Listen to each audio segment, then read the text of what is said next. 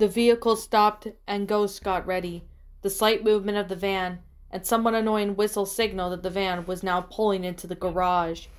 Few more voices echoed through his room, this time more clearly than before due to the van's engine being turned off. The agent's breathing was calm and low. If his eyes were closed, there were footsteps moving. Two men in irregular noise and speed, which the footsteps echoed. The door opened and closed. Two men walked over to the van a few feet away from the one he was in, and he could already hear something regarding the plug. Something fell. A pen, not far away beside him. The two men walked up to the back of the van he was hiding and opened the back door. The yellowish light from the garage slightly illuminated the interior of the vehicle. One of the men said in Russian, and his footsteps entering the vehicle echoed through the desolated interior. Another man, this one already inside the vehicle, said, from his position, Ghost would say 3 steps away from where he was hiding. The man asked after a few moments after rummaging through the items, and Ghost squeezed lightly and the handle of his knife. The man answered, bowing his head after looking at the backpack and checking the file in his hands. Of course, leaning his body slightly forward and tossing the backpack into his partner. Both were distracted, too focused on something else to notice the shadow moving inside the van. Ghost quickly approached from the man behind. Only moments later, his 2 silent steps could not be heard, much less the man's surprised and startled grunts as he grabbed him from behind, covering his mouth and pulling him into the back of the van. There were no ordinary workers. They were hired by Dominic. They were not necessarily involved with the bioterrorism. However, the agent knew that they acted as mercenaries. With his lost arm, Ghost had squeezed the man's neck hard, and with his right arm stabbed the knife hard into the enemy's chest, complying his body to the ground as he lost his strength, and preventing the impact from making any noise. The man said, looking through the backpack, with his back to the van. He removed his knife from the man's chest and staring at for a few moments at the blood-stained blade. However, his focus changed with the light, silent steps. He moved to the front of the vehicle. To his right was a wall, the end of the garage. The power board was visible. To the left, the garage extended, and 2 other vans were parked next to each other, a few feet apart. All the workers were engaged in their work. None were paying any attention to where he was. The man asked, and Ghost moved quickly. He snuck up behind the man and stabbed him in the neck. As soon as he did, he grabbed the body and dragged him into the van, silent, fast, and discreet. His every move was counted for. He stepped out of the van and moved towards the power box. The garage lights went out. The voices of surprise echoed man low through the place. The agent felt at home. That was his habit. He vaguely remembered the times that he had trained in similar situations, but a complete disadvantage. Moving in the dark was not so different than in the light.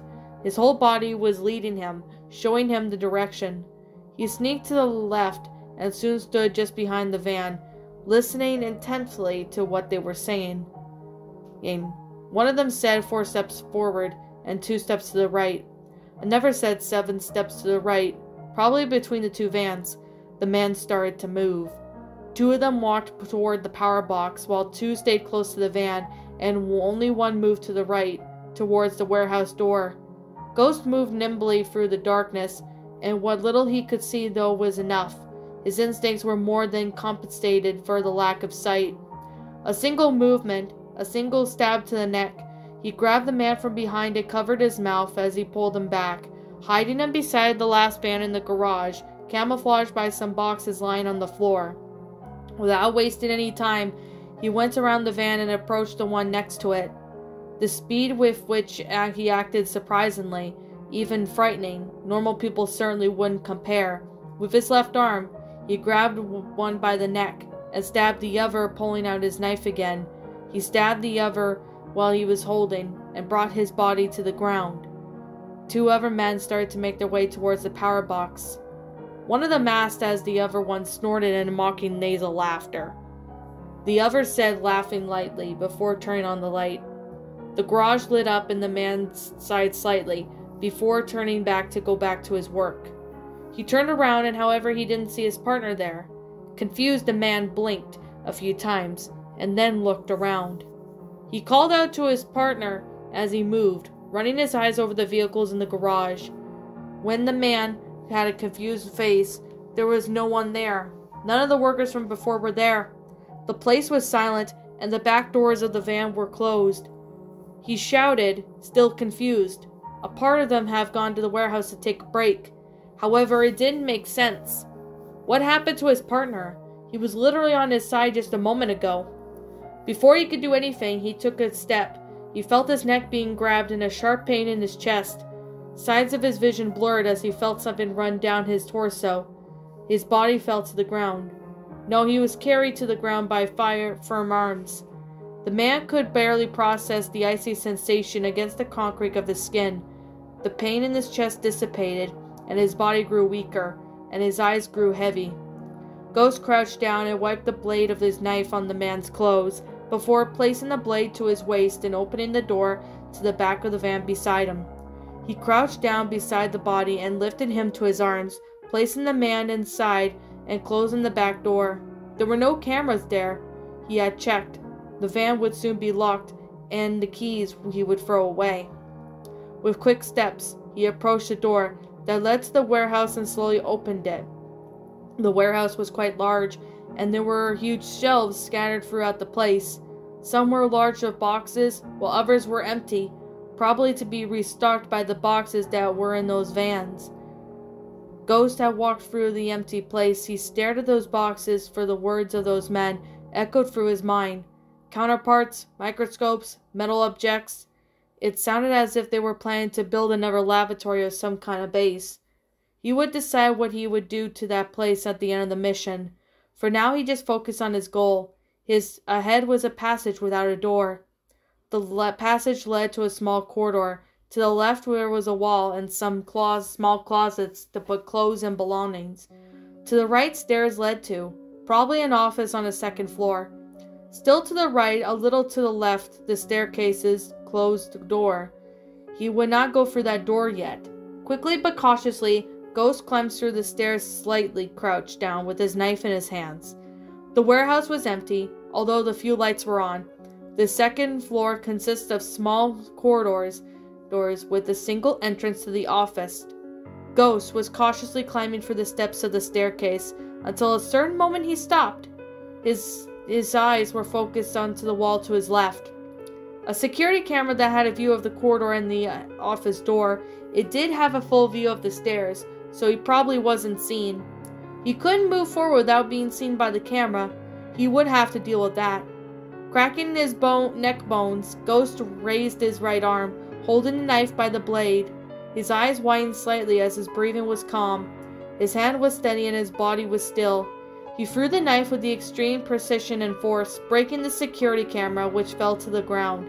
The sound of the camera, along with the knife, shattered glass echoed throughout the empty room. Ghost quickly climbed to the stairs and walked towards the camera. He had bent down and picked up the knife. He knew that Gregory and his men would be aware of the delay of those men and the lack of image from that camera, so he would have to be quick and deal with it. He turned and walked down to the corridor, looking at the windows beside him occasionally. As soon as he was in front of the door, he turned and leaned his hand on the closed window. If he could get into the office, he could open that window from the inside, jump to a low part of the roof of the building next to the door. Once on the roof, he could move over the top and either enter through a skylight at the top or through one of the windows on the upper floors. The better option would be entering through the back doors, as he would have much wider view. Ghost then turned to the door and placed his knife between the door and the contrast of the jamb, at least a few inches above the knob. Slowly he slid the knife until he found a latch and pushed it. He forced himself to jump forward a little, and the door opened with some force. Quickly he ran his eyes inside, and even without setting foot inside the office, he finds a security camera just above the door, at least 9-10 centimeters to the right.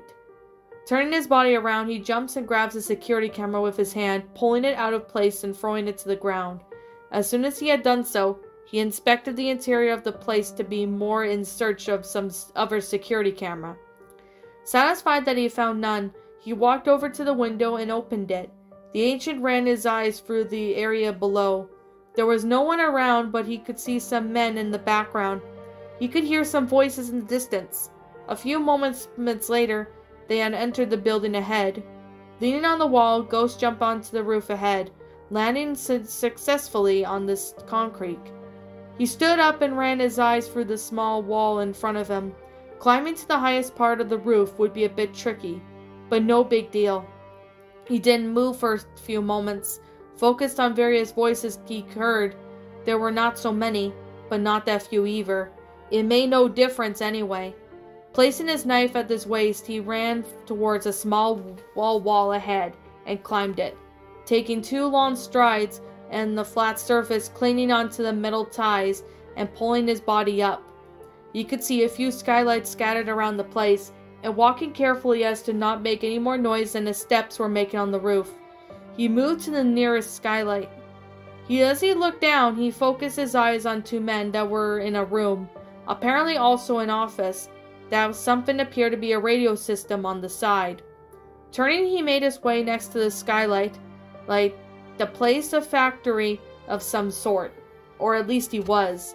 Below that was a large area with some packing devices probably deactivated. Nearby, a few men, these different other men he eliminated, were wearing different clothes. A set of black clothes, not exactly casual, but also nothing too similar to the ones of kind of uniform. All were unarmed, and total of 5 men.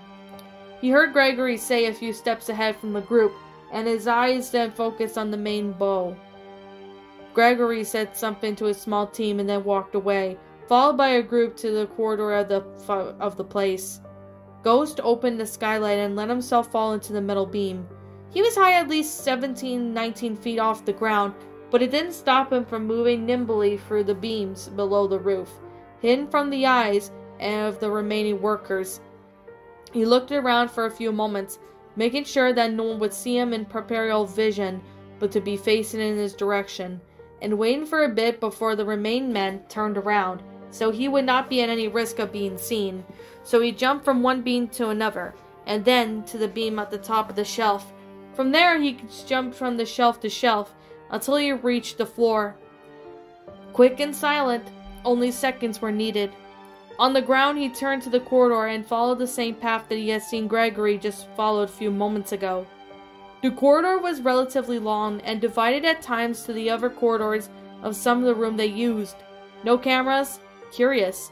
Until after some time following that way, he had heard some voices coming from the room ahead, just before some stairs going down. Ghost remained crouching just beside the entrance of the room, his back glued to the wall while he listened to what some men were talking about. One of them said, and his footsteps echoed throughout the place, indicating that he was approaching the door. Ghost turned quickly and ducked into the next room. One of the changing rooms, those men were probably in the other. Another one answered, now standing in front of the door. The man said a few steps to or away from the changing door that Ghost was hiding in. At the moment they were near the door, the agent acted. He threw himself towards the first man, hitting him extremely hard in the face, and quickly stabbed the second man in the room in the neck. Both were taken by surprise. The agent was too fast for them to react, and within moments what was left of their strength could be pulled into the changing room, and having their bodies hidden in one of the lockers. Ghost looked at the 2 pistols in his hands. Those men had some knives, but he put them, which he put in the waistband, using the MP 443 scratch pistols, 9x19 millimeters, which were a spare clip. 12 bullets for each clip, of a total of 48 bullets. These pistols were used by the Russian armed forces, and from the model, they were not the version available for civilians. Getting that kind of weapon was not exactly easy. He also picked up the radios they carried. Now he had to hear everything they said. Turning, he continues to make his way down the stairs at the end of the hall. As he descends, he blinks a few times in mild surprise to see an elevator. It wasn't going up, so there was nowhere to go. In other words, it was going down. A secret base underground. What a surprise. He ran his eyes around, realizing that there were no emergency exit stairs. Strange he'd doubt that people like Dominic would be that careless. That kind of person always had something extra hidden. However, considering that there was no room near this elevator, he would have had to say that the emergency exit was outside. Behind that factory was the sea, and they were at a considerable height. In other words, the chances were considerably high, and that in some way, the way out is secretly. He had turned and went back up the stairs. The ancient walked down the corridor and turned to the right to the next corridor that turned to the right at the end, but had a window ahead. He checked to see if himself was placed outside and clear, and upon making sure that no one else was close enough to see him, he jumped out of the window and landed nimbly on the floor. To his right up the ramp was probably used by cars heading back to the parking lot. A single man, this one in the same dark colors as the ones he had seen before, but unlike the two he eliminated, this one had a rifle in his hands. Even from the distance, he could see what would appear to be a black AK-74M with probably an elonged clip. Ghost moved towards the man once he had climbed the small ramp and had a better view of the parking space. He had hid behind a silver car to his right and checked his surroundings. Apparently that man was the only one there. Grabbing one of the knives at his waist, Ghost stood up and held the knife to the blade, raising his arm and focusing his eyes on his target. A simple movement just throw of the blade, strong, purest, and fast. The man fell to the ground with a silent thud and had the knife at the back of his neck. Ghost was moved close to the man's body and took the knife back, wiping the blood on the dead terrorist's clothes. Then he took the rifle and the spare clip, hid in the body below the car he was hiding earlier. With quick steps he approaches the metal railing ahead. The view of the sea was incredible. The vast ocean could be mesmerizing, and if looked long enough, there were no boats around. There were pipes below, each a few feet away from each other. Anyone looking would say it was a factory sewer. However, Ghost already suspected that it was not the case. Each of the pipes were underwater, which made it a little more hidden. Ghost sighed slightly and jumped over the fence, falling headfirst into the water. The noise was loud, but it spread across the open area. He then turned and swam in front of each of the pipes, analyzing which one was likely to be the right one. Two of them were completely covered by bars, with no way to open them except with some kind of blowtorch. The middle one was the only one where the bars were locked by a small gate that was opened by a key.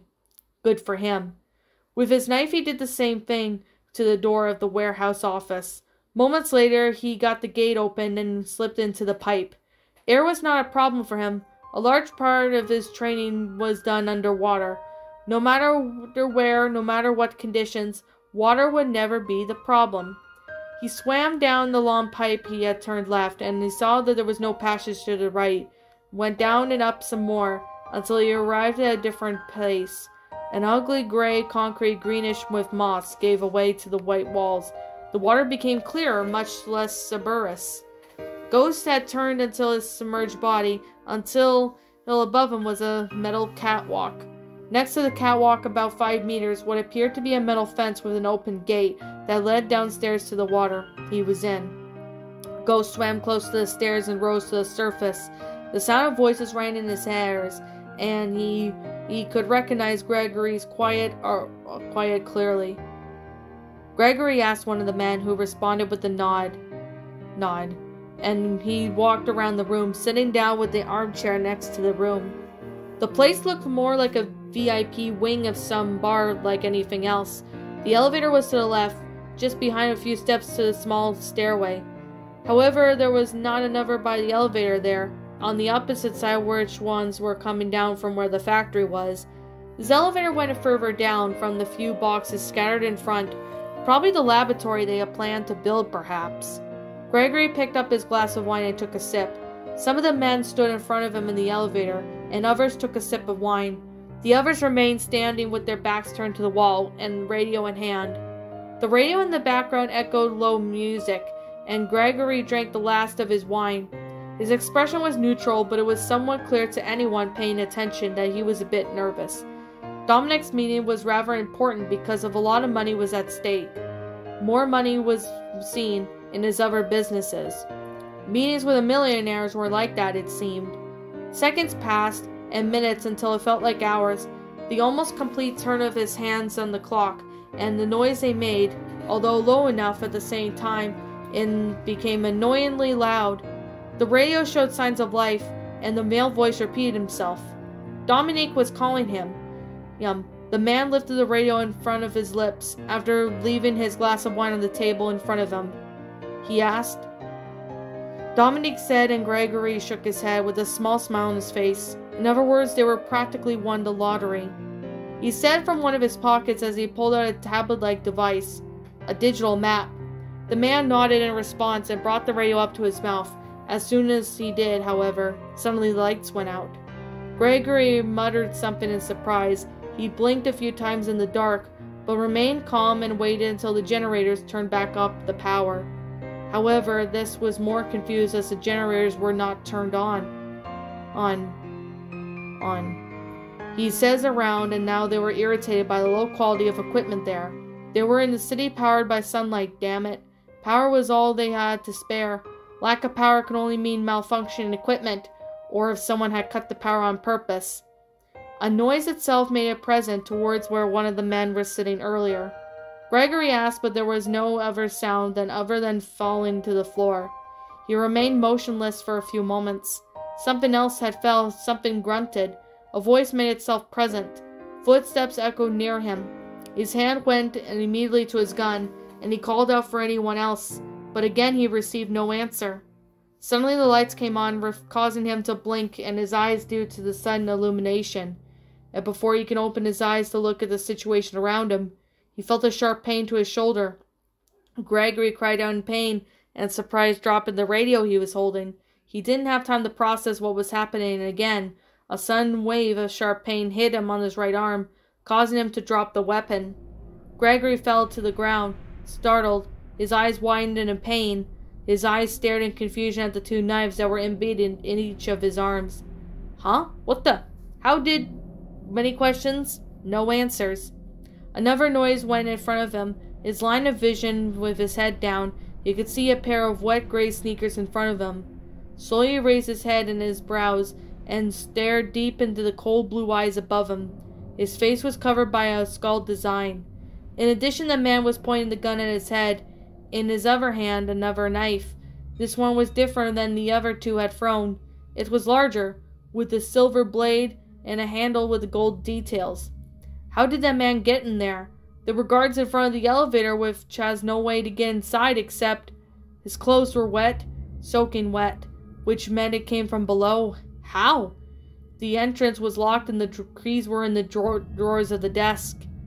It was then he realized what had happened to his men. All of them were lying on the floor with small pools of blood flowing below their bodies. All dead. Gregory could barely breathe. How was that possible?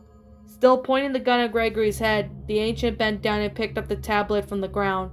The coordinates sent by Dominic were marked, and so he was the location of the ship called the cruiser.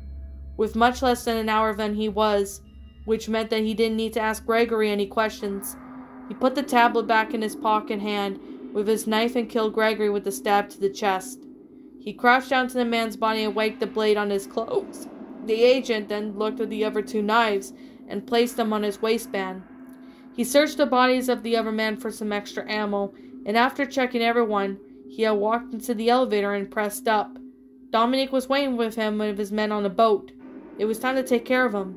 Then he would set sail for a ship called the cruiser.